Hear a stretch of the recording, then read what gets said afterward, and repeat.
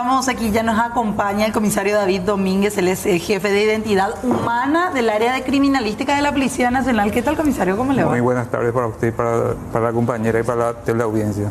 Bueno, comisario, ¿cómo se hacen los identikits? Antes de empezar con el ejemplo práctico en sí, porque queremos también hacer un poquito de eso con usted, ¿cómo se elaboran? ¿Cómo se hacen los identikits aquí en nuestro país? Bueno, los identikits actualmente, ¿verdad? Se utiliza un software informático para poder realizar. Lo que se trata es recrear el rostro de la persona que cometió un hecho determinado. Y siempre para poder hacer esa recreación del rostro se tiene que recurrir a la víctima o al testigo de un hecho. O sea, va a depender mucho de lo que se recuerde de esa persona para que se pueda realizar el rostro del supuesto autor. ¿Se acude a un solo testigo? ¿Se pueden acudir a varios? No necesariamente. Se puede acudir a varios testigos, pero lo importante es que cada uno sea entrevistado por separado. Para evitar que haya una contaminación, para que cada uno pueda expresar y decir lo que se acuerde del rostro de una persona. ¿Y cuándo es que se implementa este sistema de elaborar un identikit? ¿Cuándo es necesario un identikit, comisario? Bueno, actualmente el identikit se realiza, ¿verdad?, cuando no hay ningún tipo de imagen del rostro de un supuesto autor. Anteriormente se utilizaba mucho más el identikit, pero actualmente en todos los lugares se encuentran cámaras de circuito cerrado y no hace falta hacer un identikit si es que se tiene la fotografía de una persona. Y actualmente en eso ayudó mucho las cámaras de circuito cerrado. Este fue uno de los primeros sistemas que se implementó para identificar a una persona, digamos, antes de la instalación precisamente de las cámaras, ¿verdad? Sí, anteriormente se utilizaba mucho más, ¿verdad? Pero actualmente se sigue utilizando, ¿verdad? Cuando en este caso, por ejemplo, no había ningún tipo de cámaras, ningún tipo de video inicialmente en el hospital, por ejemplo. Entonces se recurrió al identikit para que se pueda tratar de obtener el rostro de esa persona que está siendo requerida. Muchas personas pensaban que se hacía a mano. No. Nos incluimos, nosotros también decíamos, bueno, es un dibujo a mano alzada. Claro, porque parece lápiz, ¿verdad? Por esas características. No, realmente, o sea, anteriormente capaz que se haya hecho a mano ahora. Inclusive anteriormente, antes de tener un software informático, se utilizaba un librillo, ¿sí?, donde se tenían las características del rostro de la persona y posteriormente se recurría a una lámina de acetato, o sea, esas filminas, y se superponía para poder crear el rostro de una persona. De acuerdo a lo que, siempre de acuerdo a lo que va manifestando la víctima o testigo de un hecho determinado. ¿Qué son así? Sí, exactamente. Ahí se puede ver el tipo de rostro, del tipo de las características del rostro de una persona. Ahí, por ejemplo, estamos viendo los tipos de barba. En ese caso, los accesorios que puede tener la cabeza de la persona, ¿verdad? Tipos de anteojos. Y lo que se hacía, se dan cuenta que tiene una numeración cada imagen. Sí. ¿Esto está vigente, comisario? Anteriormente así, ya no, o sea, tenemos así como usted tiene acá en su entrada tipo museo. Museo. También nosotros tenemos ahí para demostrar cómo anteriormente hacíamos. Y se guiaban por los números, decían. Sí, lo que es el número 17, por ejemplo, identificaba a la víctima y entonces sacaba la filmina que le correspondía al número 17. Y ahí se iba armando. Ahí se iba armando, ahí se está viendo, ¿verdad?, que se observa el tipo de ojo, los tipos de nariz, un accesorio con la cabeza, el peinado, el tipo de ojo, ¿verdad? Lo que posteriormente se hacía era se superponía. Sí. Se encimaban esa transparencia hasta lograr formar el rostro de una persona. ¿Y había características específicas que se podían lograr con eso, sí, comisario? Así ¿Qué sé yo? Ahí veíamos una marca de un lado del ojo, o como en este caso decían, no tiene una cicatriz en el labio. ¿Se podía...? Sí, o sea, se tenía también para... Se tenía esa característica de forma particular para poder señalar y para poder representar gráficamente. Ahí, por ejemplo, se está viendo cómo se está encimando la filmina hasta lograr el rostro de la persona. Y en este caso, ¿cómo van haciendo? ¿Se va diseñando directamente ya con la descripción que da la persona? No, actualmente con los software tenemos ya las plantillas dentro del sistema y lo que se hace es se le pregunta, por ejemplo, a la persona qué tipo de rostro tenía la persona. Si era un rostro así un poco gordo, un poco flaco, ¿verdad? Y se le muestran opciones también. Se le muestra opciones, ¿verdad? Pero en la computadora. En la computadora se le muestran las opciones y la persona afectada dice sí, ese es. Así como este. Este ya es el actual. Este es el actual que se está utilizando. Así hasta lograr el rostro. Se va sumando características dependiendo de lo que va manifestando la víctima o el testigo del hecho. Incluso el tipo de piel también se puede ir añadiendo. Se puede ¿verdad? aclarar un poco más o se puede oscurecer un poco más el tipo de piel. Y ponerle las arrugas, Así mismo, ojeras. se puede avejentar un poco el rostro, inclusive, o sea, muchas características le puede sumar. ¿Y esto desde cuándo ustedes tienen, comisario? Y en criminalística anterior, como le está diciendo, a partir del que yo tengo, o sea, según a mí me contaron, ¿verdad? Es el libro que con la filmina se utilizaba aproximadamente en la década del 90, ¿verdad? De forma informática se empezó a usar a partir de los años 2000 aproximadamente, hasta la fecha, ¿verdad? Ahora estamos utilizando el Faces y el otro que es más nuevo, ¿verdad? Para poder realizar los identikits. Y hay algunas reglas básicas, digamos, que se tienen en cuenta, por ejemplo, para preguntarle a la persona que va a hacer el relato o ya directamente con este software. No, y lo primero que se ve es el estado en que se encuentra la persona. O sea, primero se le pregunta si es que se acuerda de alguna característica del rostro para poder realizar. Algunas personas de entrada dicen, no me acuerdo de nada. No. Entonces se puede esperar que se tranquilice la persona. Entonces, una vez que esté más tranquila, se empieza a elaborar el identikit si es que ella está en condiciones de realizar. Cuesta muchas veces que la gente se abra y diga, no me acuerdo. Y realmente, ¿Tienden a dar características simplemente por dar? ¿O cómo? y realmente ustedes tienen que ponerse en el lugar de la víctima. Pues no va a ser fácil a una persona, ¿verdad?, que es víctima después de un hecho traumático, ¿verdad?, acordarse de las características del rostro de una persona. Puede llevar mucho tiempo el proceso. Sí, se le dedica todo el tiempo que la víctima necesite para poder realizar el identikit. ¿Cuánto puede llegar a durar? Hay identikit que se realiza en 15 minutos, por ejemplo. Y hay identikit que se realiza en 3 horas aproximadamente. También puede ser que esa persona no se acuerde de todas las características en ese momento, como pasó en este caso, ¿verdad?, que se hizo un primer identikit con la víctima.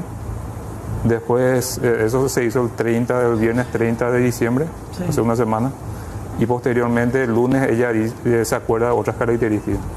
Entonces viene otra la señora y se empieza otra vez, ella le agrega otras cosas y le quita algunas cosas. Claro, pues en este caso hablamos de 3 identikits, comisario, sobre todo la diferencia que veíamos entre el primero y el segundo, ¿verdad? Porque hablábamos primeramente de una persona que tenía el pelo largo, Sí. suelto, aparentemente según el identikit, ¿verdad? Y después ya en el segundo, una persona prácticamente totalmente diferente, ¿verdad? Con el pelo corto, ondulado, incluso ahí ya surgía otra característica que tenía que ver con, por ejemplo, con la cicatriz en el labio, ¿verdad? Sí, así mismo, pero como le está diciendo, todo eso se hace a distancia de lo que se acuerda la víctima. O sea, el operador, el que realiza el identikit, solamente opera y le orienta a la persona para que pueda realizar el identikit. Pero es la persona, tanto la víctima del hecho o el testigo de un hecho determinado, ¿verdad?, el que se va a acordar y el que va a manifestar de qué es lo que se está acordando, y en base a eso se va a realizar el identikit. Al momento de hacer el identikit, ingresa la persona con el que maneja el software. Sí, solamente eso. Tenemos un lugar especial donde se le da la privacidad absoluta a esa persona para que pueda realizar el identikit. Y ya hay antecedentes, comisario, de personas que han sido buscadas y se las pudo identificar mediante el identikit. Sí, anteriormente había muchos casos en el que se le pudo identificar. O sea, o sea, cuando se habla de identikit no se habla de identificar, se habla de individualizar. ¿Por qué? Porque el identikit es un medio orientativo para poder llegar a una persona. Nunca 100% certero. No es 100% certero. No es, por ejemplo, cuando estamos hablando, se habla de identificar, por ejemplo, cuando se le identifica a una persona a través de las impresiones dactilares, que es un método 100% certero. ¿Por qué? Porque esas impresiones dactilares provienen dentro de una base de datos, que en este caso nuestra base de datos principal es la base de datos del Departamento de Identificación, ¿verdad?, donde se encuentra la mayoría de las personas que tienen documento de identidad. Entonces yo tengo una fuente fidedigna al cual yo puedo recurrir y decir que fidedignamente esa persona es fulana de tal. Y en este caso, los identikits, ¿cuál es el porcentaje que tienen de fiabilidad? ¿Cuán fiables son? O sea, no hay un porcentaje determinado, como le está diciendo. Depende mucho de lo que manifieste la víctima o testigo de un hecho determinado. No hay un porcentaje de fiabilidad. Se usa mucho ahora, en estos tiempos, decía usted, en los que hay cámaras de circuito cerrado, ¿Se le dedica mucho trabajo a la identificación o por lo menos a la aproximación con los identikits en Paraguay? Sí, como le está diciendo, se siguen utilizando. Por ejemplo, puede ser, por ejemplo, que haya filmaciones, ¿verdad? Pero que por la ubicación de la cámara, por ejemplo, salga muy borrosa la imagen. Entonces, en ese caso también se puede recurrir al identikit. O puede ser que no haya ningún tipo de filmación, pero la víctima dice que se acuerda del rostro de una persona y entonces se recurre al identikit para ver si es que esa persona puede recrear el rostro del supuesto autor. Estábamos abordando un poquito las generalidades, ¿verdad? Del caso de este tipo de trabajos. En este caso en particular de San Pablo, la tercera imagen ya no fue con la madre, ¿verdad? No. Ya fue un proceso con otra persona. La tercera imagen ya fue con una licenciada que trabaja en el hospital, que estuvo en el cuidado ahí en la sala donde está internada la madre. ¿Y fue rápido el proceso con ella? ¿Pudo recordar las características? Ella estuvo aproximadamente como 2 horas aproximadamente. ¿Y la madre en las ocasiones anteriores? Las madres, según me contaba, yo no realicé los identikits, o sea, realizan otras personas que son operadoras. La madre, la primera ocasión dice que estuvo 1 hora aproximadamente, y la siguiente vez otras 1 hora. Pero la primera fue muy cercana al hecho, ¿verdad? Sí, muy cercana, prácticamente en el mismo día. En el mismo día.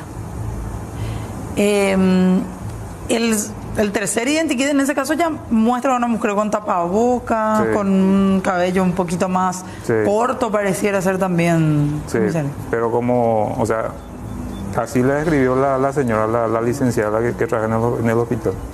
De esa forma la describió.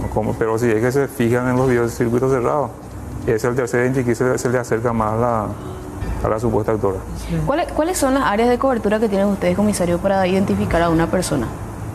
Del área que, bueno, sí, la División de Identidad Humana, aparte de realizar el identikit, tiene otras 2 áreas donde funciona el sistema de identificación a través de las huellas dactilares, que normalmente se llama el sistema AFIS, donde se procesan las huellas que son levantadas de los diferentes tipos de hechos ocurridos en todo el país, tanto para poder identificar a la persona, una persona viva, o también de las huellas que dejan los supuestos autores en un centro comercial, por ejemplo.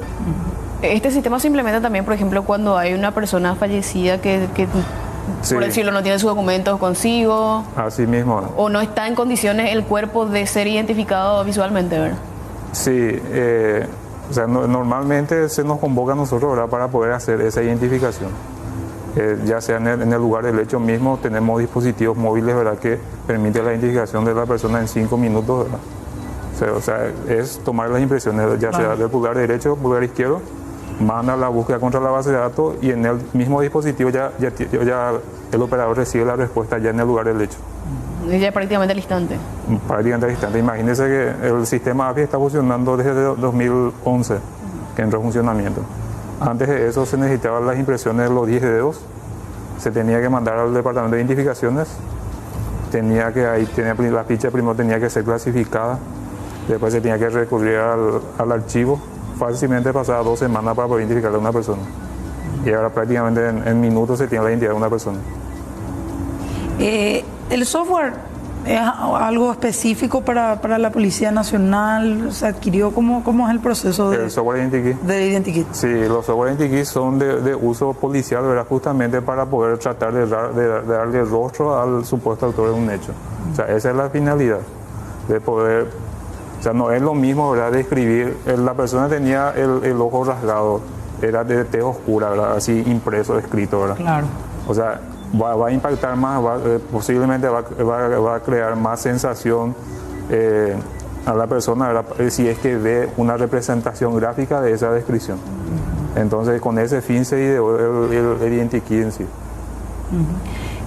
¿Cómo tomaron las críticas, comisario? Porque hubo de todo, estábamos diciendo, desde gente que lo hacía de manera burlona, gente que criticó incluso el trabajo de la Policía Nacional, es decir, no, evidentemente decían, no hay gente experta al momento de realizar este trabajo. No, y realmente se toma de muy buena manera, ¿verdad? Inclusive da gracia, ¿verdad? Porque... Entre ustedes también. Sí, porque, o sea, realmente la gente habla porque no conoce el trabajo, no sabe cómo se hace. Pues yo le apuesto, ¿verdad? Que si es que son víctimas de un tipo de hecho, no van a acordar que la policía tiene un sistema de identikit al que puede recurrir para que se pueda hacer el identikit. Claro. Ustedes dicen que es fiable, siempre Sí. y cuando la persona pueda dar los datos. Pueda aportar los datos necesarios para que se pueda hacer el identikit. Es muy subjetivo el trabajo que realizan. O sea, realmente depende mucho de la capacidad, de la memoria de la persona que fue víctima del hecho.